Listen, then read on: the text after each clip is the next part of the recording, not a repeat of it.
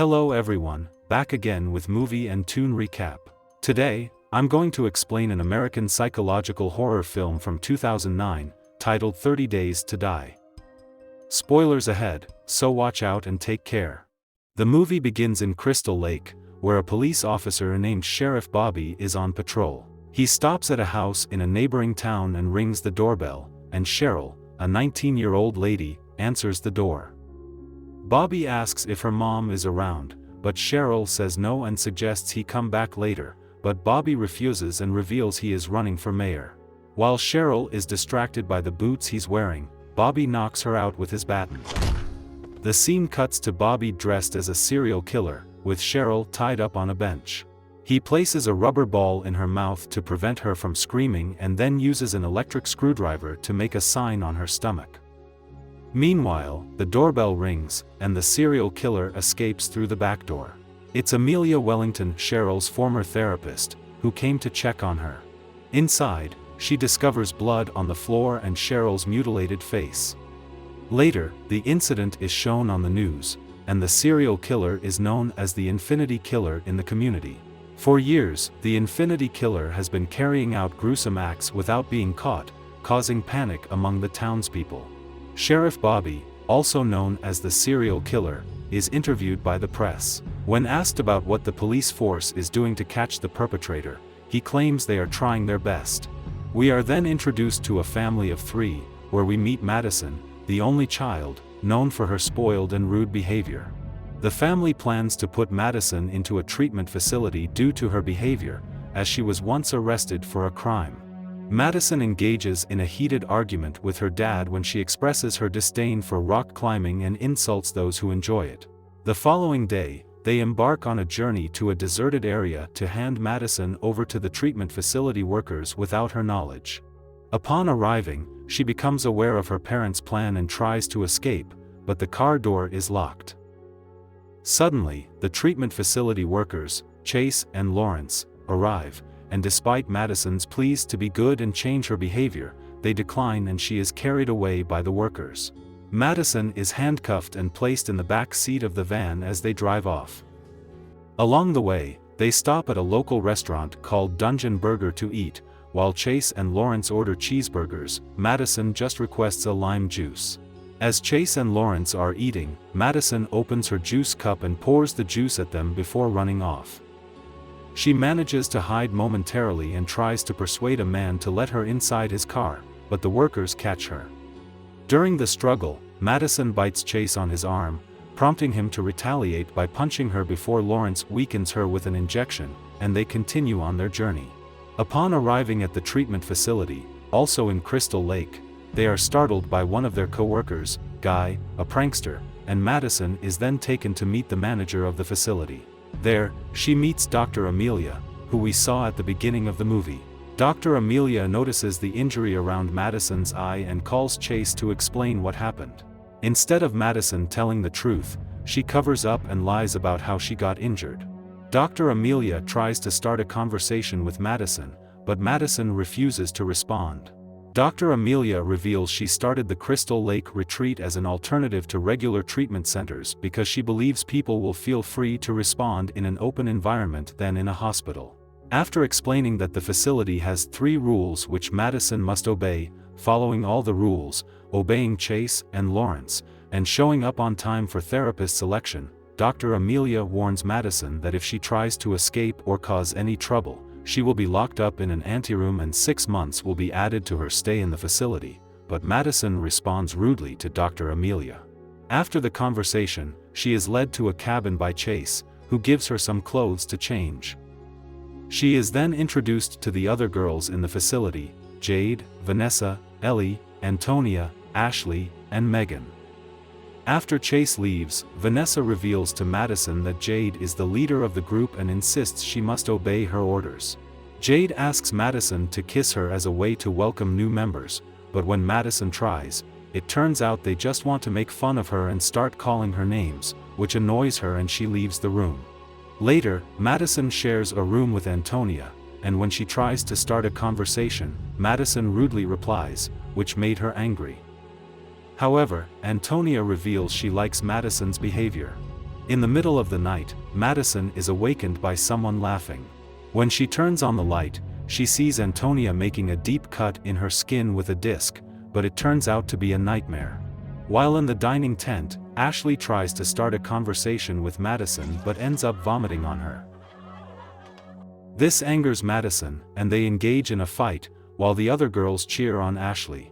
Chase and Lawrence separate them, and Chase carry Ashley to the anteroom as punishment. Later that night, as Madison is taking her bath, the other girls attack her from behind, beat and leave her unconscious on the floor. After regaining consciousness, Madison tries to use the telephone in the clinic room to call her mom, but it's not ringing, which frustrates her. Lawrence startles her from behind and reveals she needs a code to call the outside line. Madison tries to persuade and seduce Lawrence into giving her the code, but he refuses, stating he doesn't want to lose his job, and Madison leaves. The next morning, Madison is in a therapy session with Amelia, and it seems Madison is getting along with Amelia very well this time, unlike the first time they met, and her rude behavior is gradually changing. Amelia is convinced that Madison is now a good girl and has changed for the better, so she decides to call her parents. While talking to her mom, Madison pleads with her to come and take her from here, but her mom refuses, stating that Madison is just exaggerating about the place.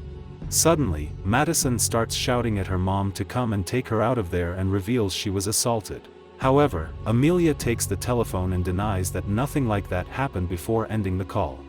Madison continues to repeatedly say she wants to go home and refuses to listen to what Amelia is saying, which angers Amelia, and she asks Madison to leave her office. In the night, Lawrence comes to Madison's room and injects Antonia with a dose of anesthetic.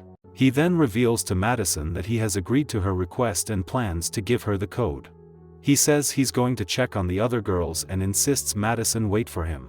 As he leaves, and before the door would close, Madison prevents it and makes her escape. Meanwhile, Lawrence finds Ashley unconscious and bleeding from her nose, while Chase discovers the open door in the other cabin and realizes Madison is gone.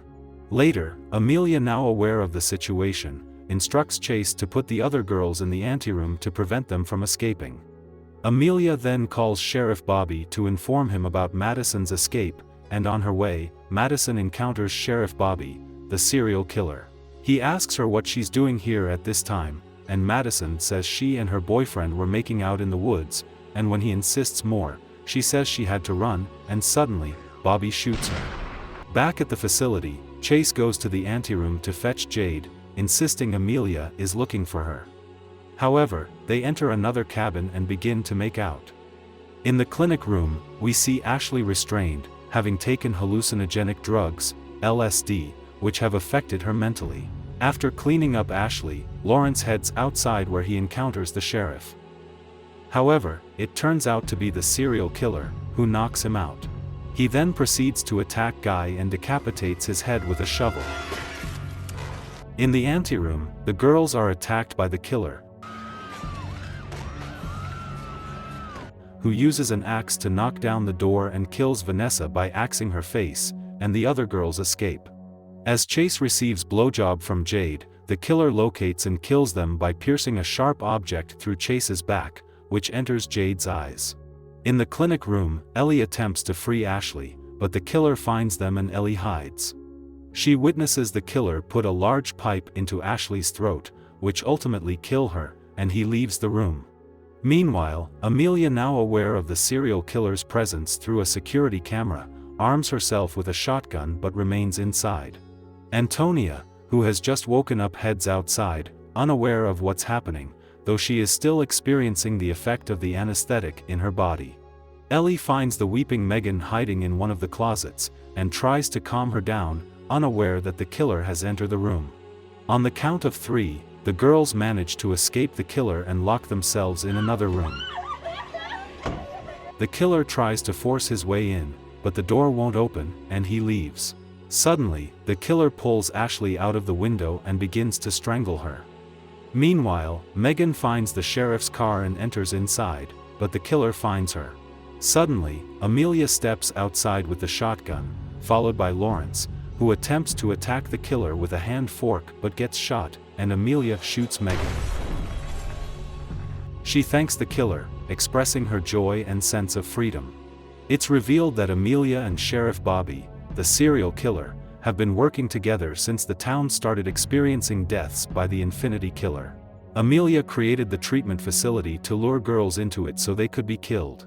She approaches the killer but gets punched by him, and when the mask is removed, it turns out to be Madison.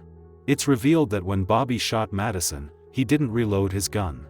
After checking her body and while returning to the car, Madison takes the gun from his hand, reloads it, and shoots Bobby. Madison decides to dress like the killer and returns to the facility to take revenge on what the workers and the girls have done to her. She shoots Amelia before finally leaving the facility and head back to the city as the film concludes. Okay guys, that's all the recap about 30 Days to Die. Thanks for watching, see you again in the next video.